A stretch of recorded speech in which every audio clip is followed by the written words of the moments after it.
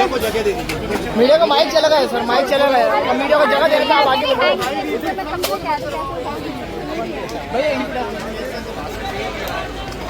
मेरा नहीं है लड़की का सर 20 को जय जय जय जय जय भीम सर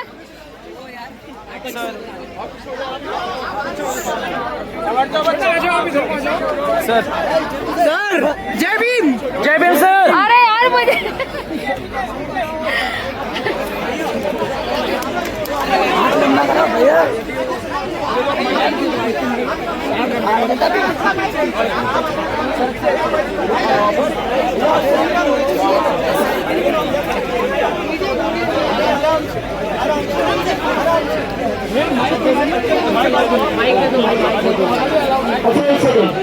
सारे लोग मीडिया वाले अपने माइक से दीजिए।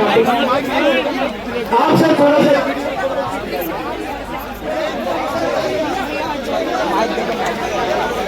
माइक दे दीजिए।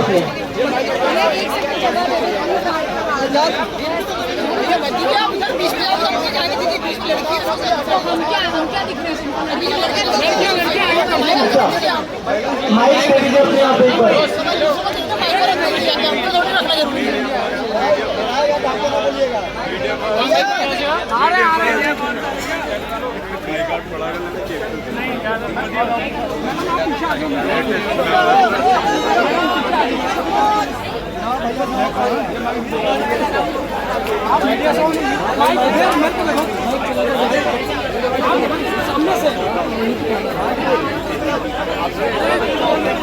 भाई जो आगे मीडिया वाला नहीं हो, मेरे जैसा एक भी आदमी घर नहीं रहना चाहता। वो इस आंदोलन में हिस्सेदार बन के इस आंदोलन को आगे बढ़ाना चाहता। जब मुझे 8 दिन हो गए तो मुझे एक शख्स ने कहा ये इनको भी काम आएगा। वो मेरे बड़े भाई थे, वो मुझसे जेल में मिलने आए। मुझसे कहा कि सरकार चाहती है आप मर जाओ और आप भूखे रह के खुद ही मरना चाहते हो। अगर आपको कोई हत्या करेगा तो उसको जेल होगी, फांसी की सजा होगी, आजीवन सजा होगी। लेकिन अगर भूख हड़ताल में मर गए तो किसी को फर्क भी नहीं पड़ेगा। तो आप भूख हड़ताल का रास्ता छोड़ो, संघर्ष का रास्ता अपनाओ। तो मैंने तो 14 अप्रैल को संघर्ष का रास्ता अपना लिया, भूख हड़ताल तैयार करके। और मैं फिर से मैदान में आया कि बचेंगे तभी तो लड़ेंगे। लेकिन बहुत बढ़िया कि सोनम भाई जो देश की धरोहर है, महान वैज्ञानिक हैं, पर्यावरण के हैं, उनके जीवन कीमती है। मेरे बहुत सारे साथियों ने कहा कि उनसे कहिए कि वो अनशन तोड़े। लेकिन जब मैं उनसे मिला और मैंने उनकी बहादुरी को महसूस किया तो मैं दिल से कहता हूँ कि घमंड अनशन नहीं टूटेगा, इस सरकार का घमंड टूटेगा। 20 तारीख को मेरी बात को अभ्यास और आंदोलन होगा। उस आंदोलन में सबसे बड़ा सहयोग हमारा होगा, युवाओं का होगा।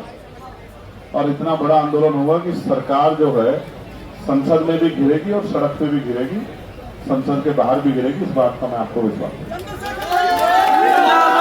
आपको कह दूं कि ये आंदोलन जिंदाबाद के लिए है ही नहीं। ये आंदोलन तो संघर्ष का आंदोलन, ये कामयाब हो इसके लिए भी मैं प्रकृति से, संतों गुरुओं महान पुरुषों से मंगल कामनाएं करता हूँ। और यहाँ बैठा हर एक आदमी सुरक्षित रहे। मैं सोनम भाई के लिए और अपनी बहन के लिए, नेहा के लिए और तमाम सारे भाइयों के लिए मैं करता हूँ कि उस वक्त बस मैं ये अपील करूंगा कि आंदोलन को शांतिपूर्वक रखना, क्योंकि वो पूरी कोशिश करेंगे कि आपके आंदोलन पर कोई सवाल खड़ा हो जाए। जिनके लिए आप लड़ रहे हैं वो नहीं जानते आप उनके लिए लड़ रहे हैं, इसलिए वो घर में चुपचाप बैठे। हर माँ चाहती है कि शहीद आजम चंद्रशेखर आजाद जी और सरदार भगत सिंह जी पैदा हों, लेकिन हो पड़ोसी के यहाँ, क्योंकि शहादत देनी जिन्होंने ये दुगुल फूका है। मैं उनका दिल की गहराई धन्यवाद करता हूँ कि उन्होंने जिम्मेदारी उठाई है। ये काम हमारा था, उन्होंने शुरुआत की है। उनको अकेला नहीं छोड़ेंगे, हम उनके साथ खड़े हर तरीके से। कामयाब होगा आंदोलन, जीतेगा आंदोलन और इस्तीफा भी होगा।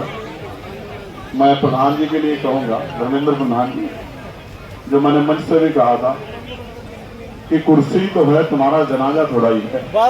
अगर कुछ कर नहीं सकते तो छोड़ क्यों नहीं देते। बहुत बढ़िया बहुत बढ़िया बहुत बढ़िया। अगर आपकी नैतिकता ही खत्म हो गई है तो कोई क्या कहे आपको कि आप लोगों के मरने का इंतजार कर रहे हैं। जनता आपको भूलेगी नहीं, जनता याद रखेगी आपको, देश भी याद रखेगा, नौजवान भी याद रखेगा। पेपर लीक नहीं होना चाहिए, एनटीए जैसी एजेंसियों की कोई जरूरत नहीं है।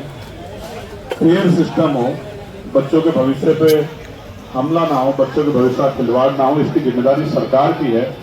तो जवाब भी सरकार को देना पड़ेगा। किसी दूसरे देश की सरकार से जवाब नहीं मांगा जाता। कोई दूसरे देश के शिक्षा मंत्री इस्तीफा नहीं देंगे, वही देंगे जिनके नेतृत्व में ये हुआ। जब आप सलाह लेना चाहते हो कि हम ये पॉलिसी लाए, न्यू एजुकेशन पॉलिसी लाए, तो जो अपराध हो रहा है उसके सरे भी आप ही लो, और आप ही जवाब दो कि बच्चों के भविष्य को बर्बाद करने वाले को, जिनकी जान गई है, जिन बच्चों की, उनका जिम्मेदार कौन है। ये इंस्टीट्यूशनल मर्डर है, ये सरकारी सिस्टम के द्वारा